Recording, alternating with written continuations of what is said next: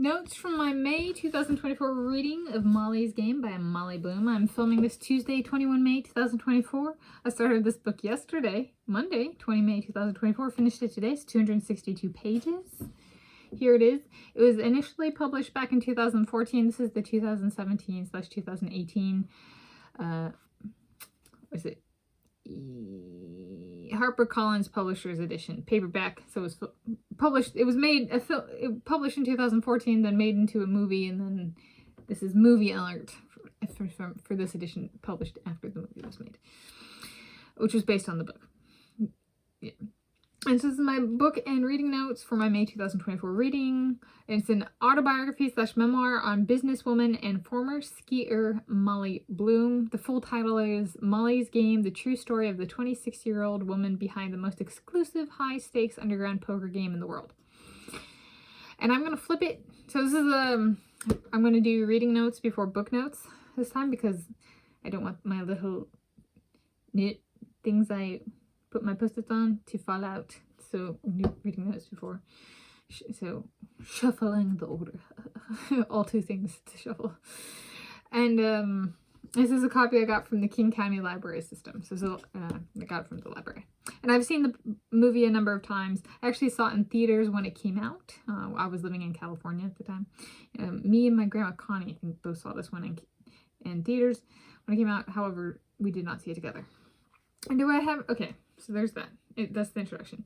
And I am Tanis Coralee Leonhardi, she, her, hers of Seattle. So this is the introduction. So it took me approximately 2 days to read this book. And so I'm going to go into reading notes. What was my grand takeaway? She had... Of the autobiographies and biographies I've been reading, she was not as much into the shock and awe portrayal of information. She was more into being honest about what she did and potentially did wrong, and highlighting things in a kind of more from a structural or logistical manner of like, this is how it worked and you can feel free to judge me however you want to judge me, but this is like...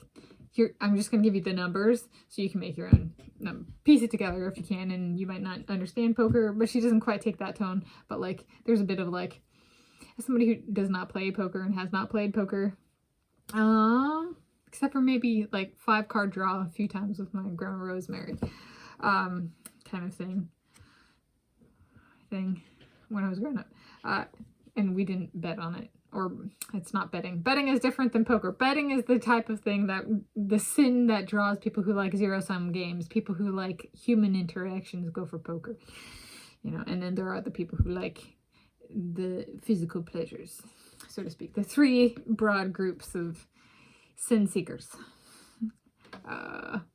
Four that I'm going to go into. Well, am I going to go into? I'm not going to go into, but I'm going to provide here. Yeah. Okay. Anyway. And okay, so there's that. Is there anything else? She explains towards the beginning that she changed some of the names for privacy reasons and to like protect the identity of the people. And I was thinking through, you know, my what I said about like going after a master's thesis in English from my alma mater at the University of Hawaii at Manoa, working on autobiographies and biographies as my focus. And I was like thinking through and was like, is there anything like that that's like getting into a graduate degree? I could like, is there anything like that that I would want in my life? Which sounds like really weird, possibly depending on what you've been through in your life, kind of thing. But I was like, yeah, I would like for I have multiple articles that I'm an author on in peer-reviewed journals. I want my affiliation to be the University of Hawaii at Manoa. Change to the University of Hawaii at Manoa if it is not already. That would be like a Cloud9 dream, you know, but I don't want my Cloud9 dream taken away, kind of thing. So only if it's a stable switch could I do that. And then like open it up to the other co-authors. Do you guys want to change anything for your affiliations? You know, like if I'm changing it, like if it was allowed, can they as well? Maybe they don't have anything, but you know, that kind of thing. So that's one. And the other one would be cleaning up my online publishing profiles. Like, at one point I had a Google Scholar, but the email that I set it up through was taken away after I quit my graduate program. So I don't, yeah. So figuring that out, right, and getting that cleaned up if it still exists, that kind of stuff.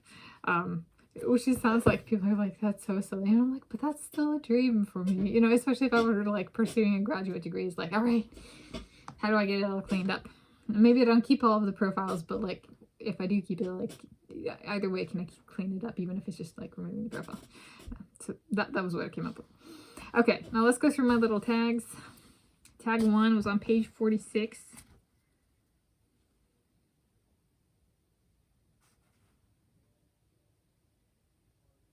I don't remember what I tagged. I read this too fast. No.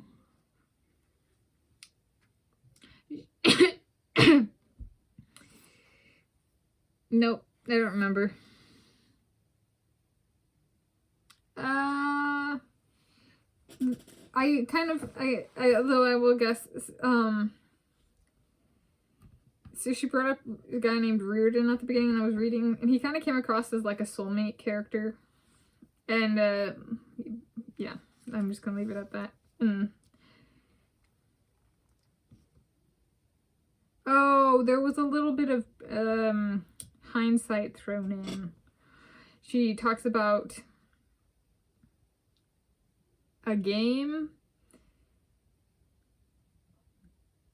but she kind of takes it beyond. She deviates actually in having read the book now. So I flagged this when I was reading it. The sentence is, but great quote, but even his years of experience couldn't prepare him for how much this game would change all of our lives. End quote. Yeah, so I was like, I don't like that when I was reading it. And yes, but like, as the book progresses, she loses that. The kind of like jumping to the end conclusion, which I'm not a fan of and I've brought up before. So yeah, but it goes away. So that's why I didn't remember immediately was. She changes her tone. I would say it's probably the most mature tone. This and the I Am Number 8 by John W. Gray III, thus far, the most mature tones in writing style. And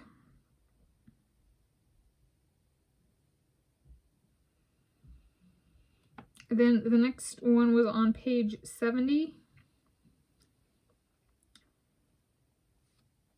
There's a shuffle master in here. I'm thinking that poker was chosen instead of like betting, because betting is very, well, okay, if she's a very smart individual, which I'm taking, maybe she chose to focus on poker games because of,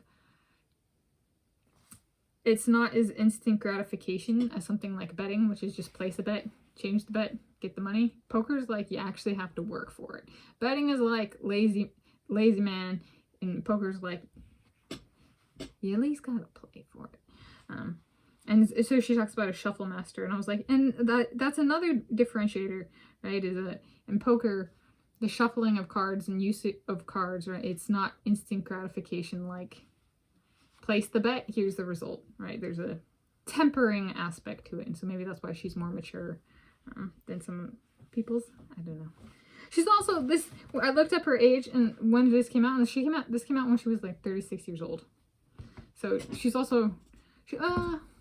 No, the authors have been actually closer to this age.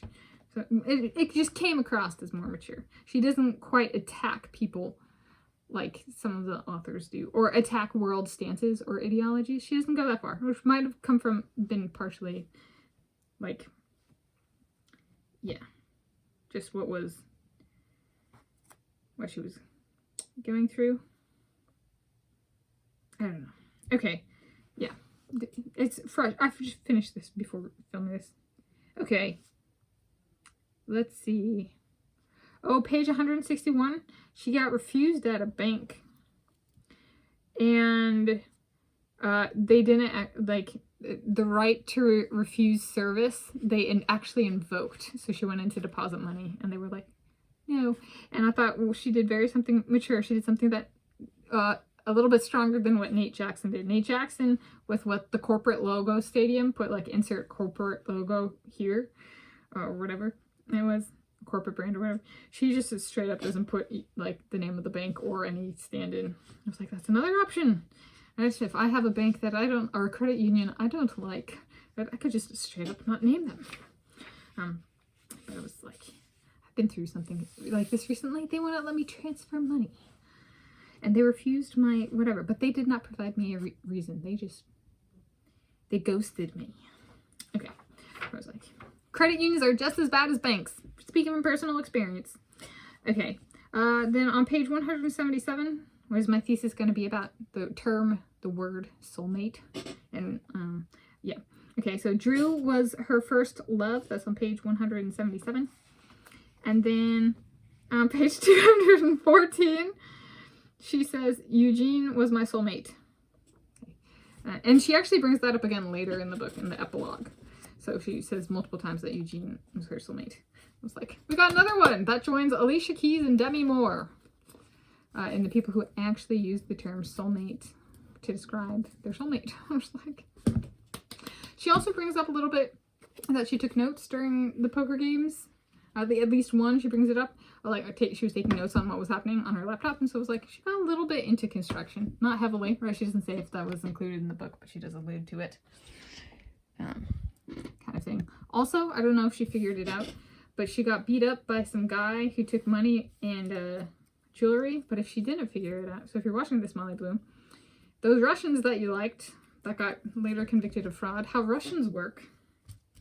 I got a number of Russian soulmates. Was the Armani suit and the pearls?